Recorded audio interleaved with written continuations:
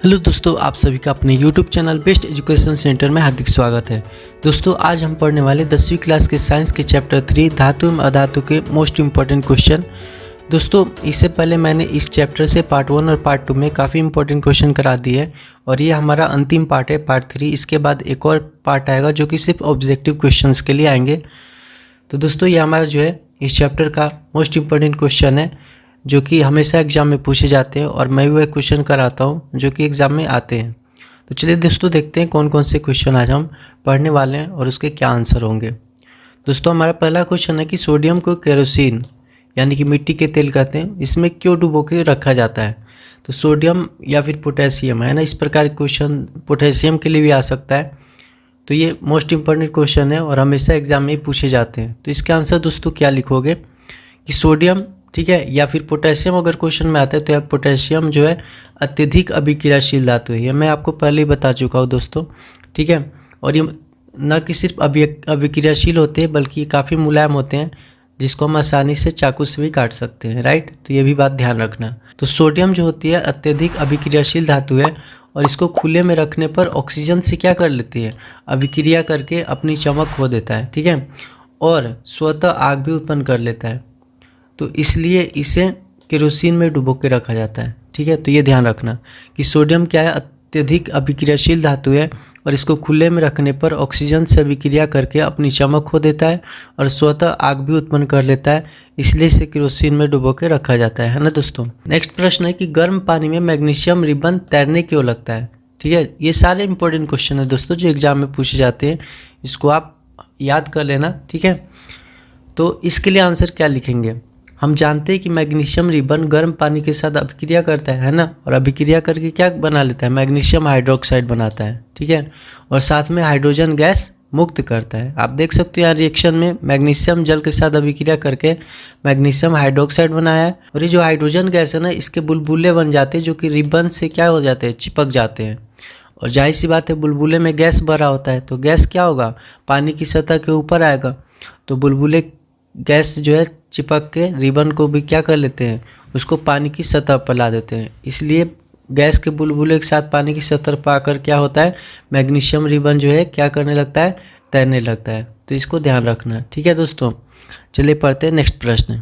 दोस्तों, नेक्स्ट प्रश्न है कि गर्म जल का टैंक बनाने में तांबे का उपयोग होता है परंतु इस्पात का नहीं होता है, क्यों, ठीक है। ये भी इम्पोर्टेंट प्रश्न है कि जो टैंक बनाते हैं गर्म जल के लिए वो तांबे का ही क्यों बना होता है, ठीक है, गीजर जिससे कह सकते हो, तो उसको इस्पात से क्यों नहीं बनाया जाता। जाहिर सी बात है दोस्तों, इस्पात क्या होता है, इस्पात जो है जल और ऑक्सीजन से अभिक्रिया करके संक्षारित हो जाता है, ठीक है। तो यही मेन रीज़न है। तो इसको कैसे आप लिखेंगे एग्जाम में अगर आ गया तो तांबा इस्पात की अपेक्षा क्या होता है, ऊष्मा का एक अच्छा सुचालक है और तांबा जो है जल के साथ अभिक्रिया नहीं करता है, राइट। लेकिन इस्पात क्या होता है, लंबे समय के लिए आर्द्र वायु में या फिर जल में अगर छोड़ दिया जाए तो अभिक्रिया कर लेता है और इस्पात में जंग लग जाती है ना, यानी संक्षारित हो जाता है। तो जंग लगने के कारण इस्पात के टैंक धीरे धीरे संक्षारित होने लगता है और इस कारण गर्म जल का टैंक बनाने में तांबे का, ठीक है, यही कारण है जिसके वजह से हम इसको यानी कि इस्पात को उपयोग न करके हम तांबे का उपयोग करते हैं, क्योंकि जब संक्षारित हो जाएगा इस्पात तो बहुत जल्दी ख़राब हो जाएगा, है ना। तो जो वस्तु है जैसे गीज़र हो गया यानी गर्म जल का टैंक जो है जल्दी ख़राब हो जाएंगी तो कोई फ़ायदा होगा नहीं, ठीक है। इसलिए इस्पात की जगह पे तांबे का उपयोग किया जाता है। समझ गए ना, समझ लो अच्छे से कि तांबा क्या होता है। एक तो रीज़न है कि इस्पात से अधिक सुचालक होता है, ठीक है। दूसरी बात कि तांबा जल के साथ अभिक्रिया नहीं करता किंतु इस्पात क्या करता है, जल के साथ अभिक्रिया कर लेता है और जल के साथ अभिक्रिया कर क्या हो जाता है, संक्षारित हो जाती है, जंग लग जाती है उसमें, ठीक है। तो इस वजह से वो जो है टैंक क्या हो जाएगा, ख़राब हो जाएगा। इसलिए इस्पात का उपयोग न करके किसका उपयोग किया जाता है, तांबे का, राइट। चलिए पढ़ते हैं नेक्स्ट प्रश्न। दोस्तों, नेक्स्ट प्रश्न जो कि मोस्ट इम्पॉर्टेंट है, ठीक है, ऑब्जेक्टिव के लिए तो मोस्ट इम्पॉर्टेंट है। इसमें हम कुछ धातुओं के अयस्क के नाम पढ़ेंगे जो एग्जाम में 100% आते ही आते हैं, ठीक है। तो सबसे पहला है आयरन, ठीक है, जिसको हम लोहा कहते हैं और फॉर्मूला इसका होता है, सूत्र होता है Fe। और इसके जो मुख्य अयस्क है कौन कौन से, हेमेटाइट, ठीक है, हेमेटाइट अयस्क है, Fe2O3 इसका फॉर्मूला होता है। इसमें अप्रोक्स 65% जो होता है आयरन होता है। उसके बाद मैग्नेटाइट का फॉर्मूला होता है Fe3O4, ठीक है, Fe3O4। तो इसमें भी अप्रोक्स 75% जो होता है आयरन होता है। सबसे ज़्यादा मैग्नेटाइट में ही आयरन होता है। उसके बाद थर्ड हम लिख सकते हैं आयरन पायराइट FeS2, ठीक है, और सीडेराइट जिसका सूत्र होता है FeCO3। दोस्तों इसमें आपको एग्जाम में किस तरीके से आएंगे कि लिखा होगा कि हेमेटाइट इनमें से किसका अयस्क है, और आपके पास 4 ऑप्शन होंगे, आयरन, एल्युमिनियम, कॉपर और प्लम्बम, इस तरीके से। तो आपको ध्यान रखना है कि लोहे का अयस्क है हेमेटाइट या मैग्नेटाइट, आयरन पायराइट और सीडेराइट, राइट। दूसरा है एल्युमिनियम, ठीक है। एल्युमिनियम का मुख्य अयस्क जो होता है बॉक्साइट होता है, ये ध्यान रखना, मुख्य अयस्क बॉक्साइट है। इसका सूत्र होता है Al2O3 2H2O। इसके अलावा कोरंडम होता है Al2O3। इसके बाद क्रायोलाइट होता है जिसका सूत्र होता है Na3AlF6, राइट। लेकिन इसका मुख्य अयस्क क्या होता है बॉक्साइट। इसके देखो मुख्य अयस्क एग्जाम में आपको पूछे जा सकते हैं ये दोनों, हेमेटाइट और मैग्नेटाइट, और इसमें बॉक्साइट, राइट। तीसरा है कॉपर, ठीक है, जिसका क्या होता है सूत्र कॉपर का Cu, और इसका मुख्य अयस्क कौन सा है कॉपर पायराइट, ठीक है, इसको याद रखना, और इसका सूत्र होता है CuFeS2। इसके अलावा कॉपर ग्लांस भी होता है जिसका सूत्र होता है Cu2S। इसके अलावा मेलेसाइट होता है जिसका सूत्र होता है 2CuCO3 CuOH whole twice, right. तो ये 3 इंपॉर्टेंट है। इसके अलावा कैल्शियम का क्या होता है, कैल्शियम का डोलेमाइट, ठीक है, डोलोमाइट होता है MgCO3 CaCO3। इसके बाद लाइमस्टोन, ठीक है, लाइमस्टोन से भी कैल्शियम प्राप्त किया जाता है जिसका सूत्र होता है CaCO3। उसके बाद अगला है गोल्ड, ठीक है, तो गोल्ड का क्या होता है कैल्वेराइट जिसका सूत्र होता है AuTe2, और एक होता है दोस्तों सीवेराइट, राइट, इसका सूत्र होता है AgAuTe2, ठीक है।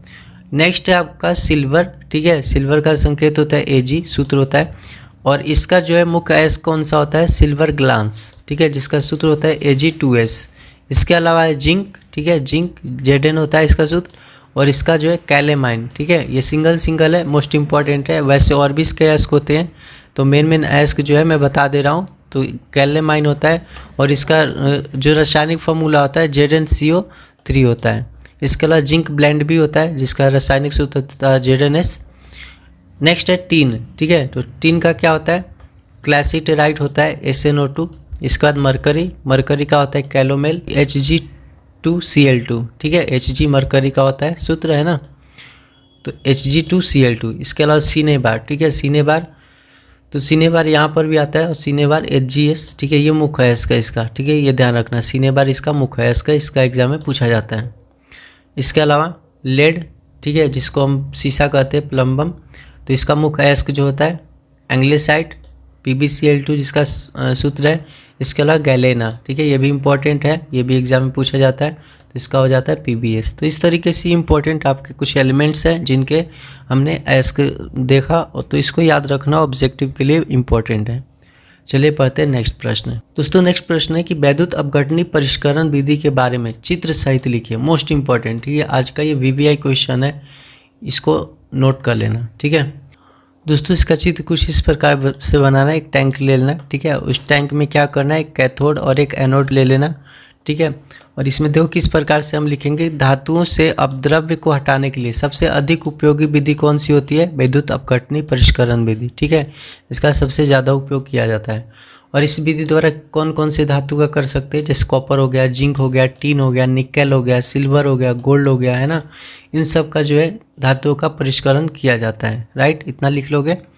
चलिए नेक्स्ट अब इसमें हम क्या लिखेंगे कि इस विधि में किया क्या जाता है। तो इस विधि में अशुद्ध धातु को एनोड पर, ठीक है, एनोड पर क्या करते हैं, इस पर क्या करते हैं कि अशुद्ध धातु लेते हैं, ठीक है, चाहे किसी का भी हो, कॉपर का हो, जिंक का हो, जिसका भी हो, उसका क्या करेंगे अशुद्ध धातु एनोड पर और शुद्ध धातु को कैथोड पर, ठीक है, बनाया जाता है शुद्ध धातु के लिए, ये ध्यान रखना, ठीक है। इसके अलावा धातु के लवण विलयन जैसे कॉपर के लिए कॉपर सल्फेट और उसके साथ थोड़ी मात्रा में सूक्ष्म मात्रा में तनु सल्फ्यूरिक अम्ल मिलाया जाता है, राइट। तो उसके सल्फेट को, जो भी धातु है उसके सल्फेट को और साथ में तनु सल्फ्यूरिक अम्ल को लेकर, ठीक है, विद्युत अपघट के रूप में प्रयोग किया जाता है, राइट। अब कैसी प्रक्रिया होती है, तो जब विद्युत अपघट से विद्युत धारा प्रवाहित की जाती है ना, इससे क्या करते हैं कि विद्युत धारा प्रवाहित की जा रही है, देखो आप यहाँ पर देख सकते हो विद्युत धारा कैथोड और एनोड से क्या किया जा रहा है, प्रवाहित की जाती है, तब एनोड से शुद्ध जो अशुद्ध धातु है एनोड से, ठीक है, क्योंकि एनोड पे हमने अशुद्ध धातु रखा है, तो एनोड से अशुद्ध धातु जो है विद्युत अपघटन में क्या होता है कि विद्युत अपघट्य प्रक्रिया में घुल जाती है और उतनी ही मात्रा में शुद्ध धातु, ठीक है, विद्युत अपघट्य से कैथोड पर निक्षेपित हो जाती है। यानी क्या होता है कि यहाँ से ये जो है इधर आने लगता है, देख सकते हो आप यहाँ पर, है ना, कॉपर जो है क्या हो रहा है, एनोड से कैथोड की ओर आता है। कब? जब विद्युत अपघटन की प्रक्रिया होती है तो, ठीक है। और जो अविलेय अशुद्धियाँ हैं एनोड के तली पर निक्षेपित हो जाती है, देख सकते हो यहाँ पर अविलेय अशुद्धियाँ हैं जो क्या होती है, एनोड के नीचे जो है तली पर निक्षेपित हो जाती है, यानी अलग हो जाती है, बैठ जाती है, जिसको एनोड पंख कहा जाता है, राइट, अपद्रव्य भी कहते हैं। तो ध्यान से फिर से समझ लो क्योंकि बहुत इंपॉर्टेंट क्वेश्चन है, इसको अच्छे से याद कर लेना, एग्जाम में 100% आने के चांस रहते हैं। तो इसमें देखो आपको क्या लिखना है कि धातु से अपद्रव्य को हटाने के लिए सबसे अधिक उपयोगी विधि कौन सी विधि है, विद्युत अपघटनी परिष्करण विधि। इस विधि द्वारा copper, zinc, tin, nickel, silver, gold आदि जैसी अनेकों धातुओं का परिष्करण किया जाता है और इस विधि में अशुद्ध धातु को एनोड पर तथा शुद्ध धातु को कैथोड मतलब मानकर बनाया जाता है। इससे क्या होता है, धातु, इसके अलावा धातु के लवण विलयन जैसे कॉपर के लिए कॉपर सल्फेट और प्लस तनु सल्फ्यूरिक अम्ल सूक्ष्म मात्रा का उपयोग करके और विद्युत अपघट्य के रूप में तैयार किया जाता है, राइट। अब क्या किया जाता है कि अब प्रयोग में हम किस प्रकार से करते हैं कि जब विद्युत अपघट्य से विद्युत धारा प्रवाहित की जाती है तब एनोड पे जो हमने अशुद्ध धातु जो रखा है ना वो विद्युत अपघट्य में घुल जाती है, यानी कि जो विद्युत अपघट्य हमने ये जो टैंक में भरा हुआ है उसमें घुल जाती हैं और उसमें से क्या होती है कि उतनी मात्रा में शुद्ध धातु विद्युत अपघट्य से कैथोड पर निक्षेपित हो जाती है, यानी कैथोड पर चली जाती है, इकट्ठा होने लगती हैं और जो अविलेय अशुद्धियाँ हैं एनोड की तली पर आ जाती हैं, जिसे हम क्या कहते हैं, एनोड पंख कहते हैं, यानी कि उसको हम क्या कर सकते हैं, अपद्रव्य भी कहते हैं, ठीक है। वो क्या होती है, एनोड की तली पर बैठ जाती है। इस प्रकार से हमें शुद्ध धातु प्राप्त हो जाता है, राइट। चलिए पढ़ते हैं नेक्स्ट प्रश्न। अब इसी से रिलेटेड एक शॉर्ट क्वेश्चन आ सकता है 2 या 3 मार्क्स के लिए, किसी धातु M के विद्युत अपघटनी परिष्करण में आप एनोड, कैथोड एवं विद्युत अपघट्य किसे बनाएंगे, राइट। तो देखो अभी हमने पढ़ा है एनोड पर क्या करना है कि जिस धातु का है, जैसे यहाँ पे M कहा गया है तो M के अशुद्ध धातु को लेंगे, कैथोड पर M के शुद्ध धातु को और विद्युत अपघट्य के रूप में किसे लेंगे, उस धातु M के लवण विलयन को लिया जाता है, राइट। चलिए नेक्स्ट प्रश्न है कि अयस्कों के सांद्रण के लिए फेन प्लवन विधि के बारे में लिखे, ठीक है, ये भी इंपॉर्टेंट क्वेश्चन है दोस्तों। इस विधि में क्या करते हैं कि सल्फाइड अयस्कों का सांद्रण करने के लिए उन्हें खूब महीन पीसकर पाइन के तेल मिले जल के साथ मिलाकर हवा के झोंके द्वारा झाग पैदा किया जाता है, राइट।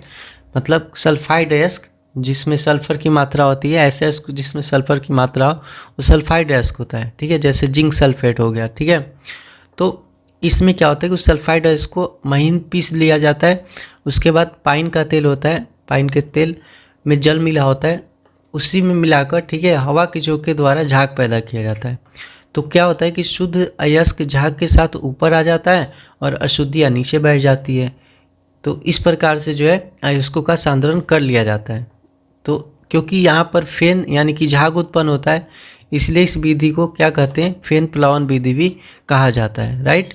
याद रहेगा, सल्फाइड अयस्क का सांद्रण करने के लिए इसका उपयोग किया जाता है, फेन प्लवन विधि का, ठीक है। चलिए पढ़ते हैं नेक्स्ट प्रश्न। नेक्स्ट प्रश्न है दोस्तों कि हीरा विद्युत का कुचालक किंतु ग्रेफाइट सुचालक होता है।